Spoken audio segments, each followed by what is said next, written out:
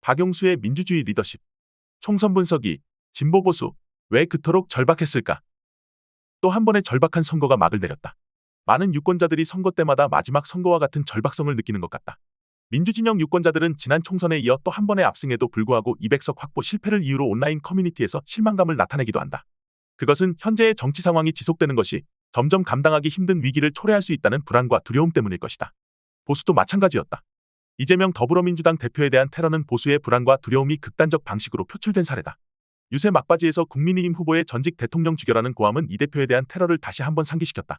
민주주의 체제의 안정성은 패자가 다시 도전하여 승리할 수 있는 반복 게임 조건이 충족될 때 유지된다.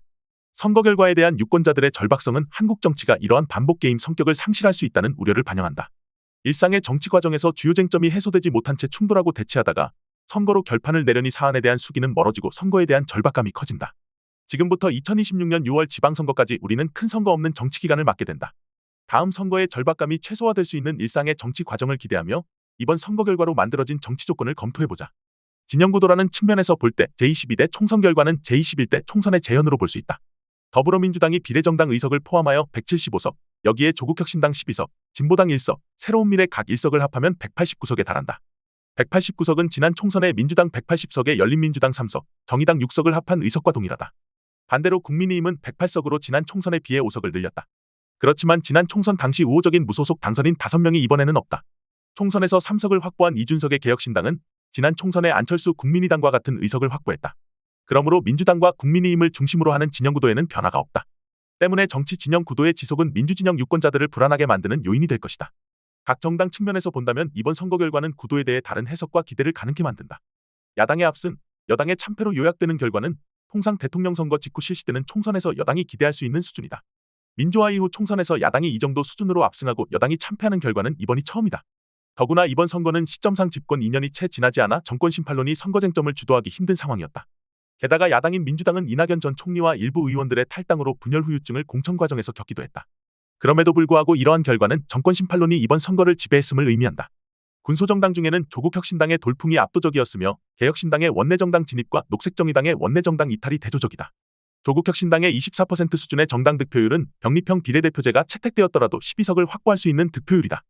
제20대 총선에서 안철수의 국민의당 정당 득표율과 비슷한 수준이고 정당 투표제 도입 이래 제3정당 최고 득표율에 해당된다. 그리고 개혁신당은 선거 과정에서 새로운 미래 세력과 합당 및 분당을 거치면서 위기를 겪었지만 원내 진입에 성공했다. 이에 비해 2004년 민주노동당으로 원내에 진입한 이래 제3정당 위상을 유지했던 녹색정의당은 20년 만에 원내정당에서 탈락했다. 제21대 국회에서 거대 양당을 거부하는 군소정당 중심의 독자적 제3정당 실험은 실패했고 진영 또는 여야 대립구도는 강화됐다. 선거 결과를 인물 측면에서 보면 이번 총선에서 핵심 쟁점 행위자는 단연 윤석열 대통령이었다. 그는 선거 직전까지 민생토론회를 반복했고 의대 정원 2,000명 증원 조치로 의사집단과 대립했다. 해병대 사망사건 관련 인물인 이종섭 전 국방부 장관을 호주대사에 임명했다가 사임을 받는 등 정권 심판론을 지속적으로 소환했다. 두 번째 관심 대상이었던 한동훈 국민의힘 비대위원장은 자신의 대선 캠페인 예비 과정으로 착각한 듯 지원 유세를 했으며 자신의 외모나 인기 그리고 상대 정당 조롱에 몰입된 듯한 거의 유아적 수준에 가까운 행태를 보였다. 그는 이번 선거에서 정권 심판론을 억제하는 데 성공하지 못했고 국민의힘 대선 전망도 어둡게 만들어 놓았다. 이에 비해 이재명과 조국 대표는 정권 심판론을 주도하며 소속 정당의 원내 제1당 유지와 제3당 진입을 성공시켰다. 이는 제22대 국회에서 야당 주도 정치 가능성을 한층 강화시킨 것으로 볼 수 있다. 이들 주도로 그동안 개파 정치로 위축되었던 민주당이 새로운 모습을 보여줄 발판이 마련되었고 조국혁신당은 민주당 이중대론을 벗어나고자 했던 정의당과 달리 민주당보다 정부 여당 견제에 적극적으로 나설 가능성이 크다.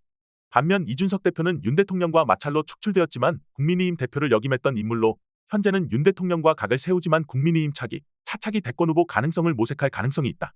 이처럼 제22대 국회는 진영구도 측면에서는 제21대 국회와 연속성을 유지하지만 정당 관계와 정당을 대표하는 정치인 측면에 볼 때 여야 대립 양상은 차별화된 모습으로 나타날 가능성이 크다. 무엇보다 양당 대립구도에서 벗어나려는 제3정당 모색 시도가 이번 선거를 통해 사실상 실패로 귀결됐다. 따라서 윤석열 정부가 국회의 여야 교착 상태의 책임을 거대 정당에 대한 양비론으로 버틸 수 있는 조건이 약화됐음을 의미한다. 이는 제22대 국회에서 제3정당으로서 조국혁신당이 민주당보다 강하게 정부 견제를 주도하고 여기에 개혁신당이 야당으로서 정부 견제에 힘을 싣는다면 윤석열 대통령의 거부권 정치가 일부 국민의힘 의원들의 수동적 기권에 의해 크게 위협받을 수 있기 때문이다. 이것은 국민의힘과 개혁신당의 협조 필요성을 강화시킬 것이며 윤석열 대통령이 제한적이나마 일방적 국정운영 방식을 자제할 가능성을 높일 것이다. 윤 대통령은 총선 결과가 나온 11일 오전 총선 결과에 대해 국민의 뜻을 겸허히 받들어 국정을 쇄신하고 경제와 민생 안정을 위해 최선을 다하겠다는 입장을 밝혔다.